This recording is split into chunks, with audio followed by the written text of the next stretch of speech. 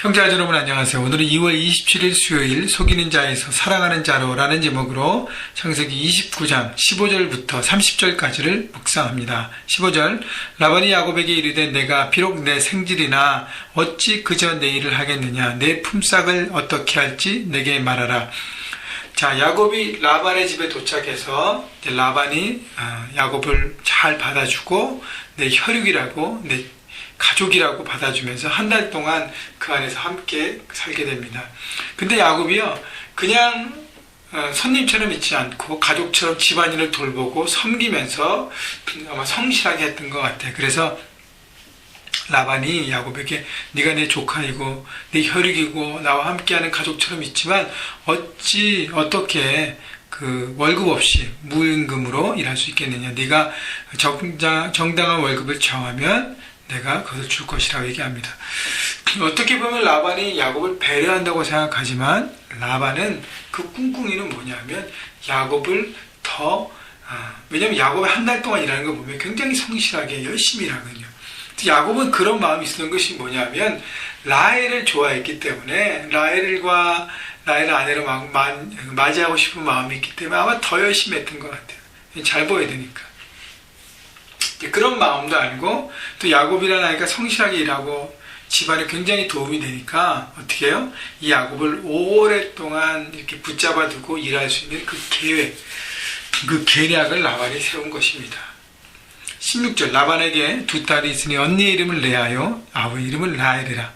레아는 시력이 약하고 라헬은 곱고 아리따우니 야곱이 라헬을 더 사랑함으로 대답하되 내가 외삼촌의 작은 딸 라헬을 위하여 외삼촌에게 7년을 섬기리라. 자, 라반에게 두 딸이 있습니다. 언니는 레아고 첫째는 레아고 둘째는 라헬입니다. 그런데 객관적으로 봐도 둘째 딸 라헬이 첫째 딸 레아보다 훨씬 예쁘고 아름답고 이렇게 또 흠모하게 할 만큼, 그래서 야곱이 둘째 딸 라헬을 더 사랑했어요. 물론 외모적인 부분도 더 끌렸겠지만 더 끌렸던 부분은 그가 고생 그 광야를 통과해서 와서 도착해서 우물에서 만난 것이 바로 라헬이었기 때문에 아마 그 하나님께서 이끌어 주신 만남이 바로 라헬이라는 그 마음이 더 강했기 때문에 뭐 그런 부분도 있고, 하여튼 여러 가지가 다 포함돼서 야곱은 둘째 딸 라헬을 더 사랑했습니다. 그래서 라헬을 아내로 맡기 위해서 7년간을 내가 섬기겠다고 얘기합니다. 당시 풍습은요, 결혼할 때 남자가 여자에게 이렇게 지참금이라고 이렇게 재물을 어떤 적당한 선에서의 돈을 줘야 합니다.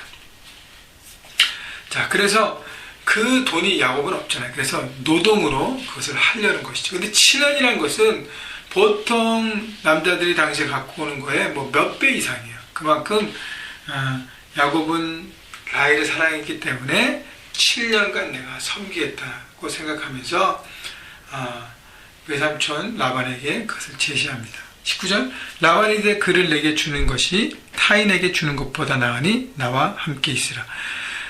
자, 라반은 마치 이렇게 그냥 그래 그렇게 해라라고 하는, 겉으로는 그렇게 하면서 속으로는 얼마나 좋았을까요? 그리고 그 안에 더 다른 계략들이 있었다는 것입니다. 자, 그래서 라반은 자기가 계획한 대로 모든 일이 척척척척 진행되는 것입니다. 야곱이 라헬을 좋아했기 때문에 저 녀석이 돈이 없으니 봉사로서 섬김으로써 무료로 일하면서 그 모든 것들을 하겠다. 여러분, 7년 동안 노동한 대가를 주고 내가 라헬을 아내로 얻겠습니다. 여러분, 7년이라는 것은 지금 보통 1년에 연봉이 아주 미니멈으로 해도 한 3, 4만 불, 4만 불을 한다고 치면 여러분 7년이면 4, 7에 28만 불, 30만 불이에요. 요즘으로 하면 집값입니다. 여러분, 굉장히 큰 것을 야곱은 희생하기로. 왜요? 내가 사랑하는 여인을 얻기 위해서 희생하고요, 결단하고 자기가 최선을 다해 섬기고 사랑합니다. 그 사랑을 보이는 것이죠. 여러분, 야곱의 모습이 바뀌었다는 것이, 야곱은 여기까지 오기 전에는 자기가 원하는 것을 얻기 위해서 어떻게 해요? 잔꾀와 술수로 목적한 바를 이루는 사람이었습니다. 그런데 오늘 타이틀에서 나온 것처럼 속이는 자에서 살아가는 자로 바뀌었어요. 자기의 머리를 쓰고 거짓으로라도 목적한 것을 이루려는 그 잔꾀를 버리고 성실과 섬김으로 변화된 마음으로 그 모든 것들을 이루려고 하는 것입니다. 자, 하나님의 어떤 그 만지심과 그 정말 축복의 자녀로서, 언약의 자녀로서 이렇게 새롭게 되는 과정 가운데 있는 것을 우리는 보게 되는 것입니다. 자, 21절 야곱이 20절 안 했죠. 야곱이 라헬을 위하여 7년 동안 라반을 섬겼으나 그를 사랑하는 까닭에 7년을 며칠같이 여겼더라. 여러분 7년 동안 섬겼지만 내가 라헬이라는 정말 하나님께서 만나게 하신 저 귀한 딸을 내가 아내를 맡기 때문에 정말 기쁨으로 즐겁게 했기 때문에 느끼기에는 짧은 시간처럼 그렇게 지나갔다는 것입니다. 21절 야곱이 라반에게 이르되 내 기한이 찼으니 내 아내를 내게 주소서. 내가 그에게 들어가겠나이다. 이제 결혼하기를 허락을 합니다. 허락하기로 요청합니다. 자, 20절 라반이 그곳 사람들이 다 모아 잔치하고, 자, 결혼식을 성대하게 하고, 저녁에 그의 딸 레아를 야곱에게 데려가매, 야곱이 그에게로 들어가니라, 라반이 또 그의 여종 실바를 그의 딸 레아에게 시녀로 주었더라. 자, 이것이 바로 라반의 다 계략이에요. 자, 이 19절에 보면 라반이 그를 내게 주는 것이 여기서 그라고 표현하면서 뭐라 그래요? 정확하게 라헬이라고 표현하지 않습니다. 라반이 이때부터 벌써 다 계획 세운 거예요. 저렇게 결혼할 때 이제 밤에 신방을 꾸밀 때 불을 끄고 야곱에게 이제 잔치 때 술을 많이 먹잖아요. 먹고 그 다음에 술을 많이 먹여서 혼미하게 한 다음에 그 다음에 어떻게 해요? 둘째 딸 라헬 대신 레아를 들여보내는 것입니다.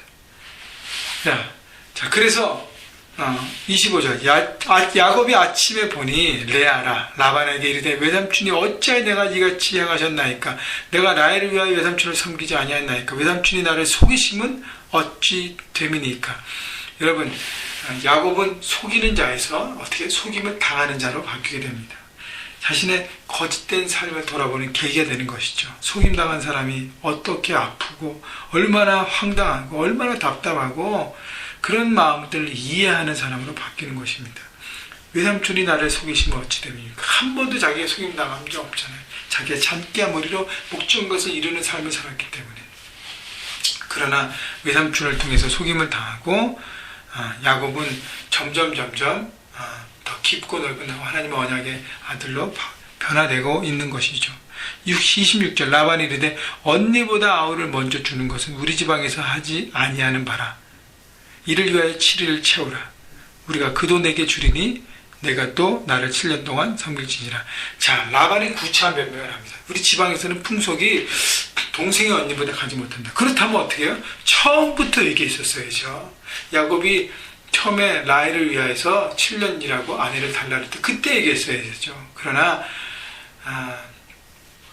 라반은 다 미리 계획을 갖고 그 계략을 꾸몄기 때문에 그것을 얘기 안 하고 나중에 등을 친 것입니다.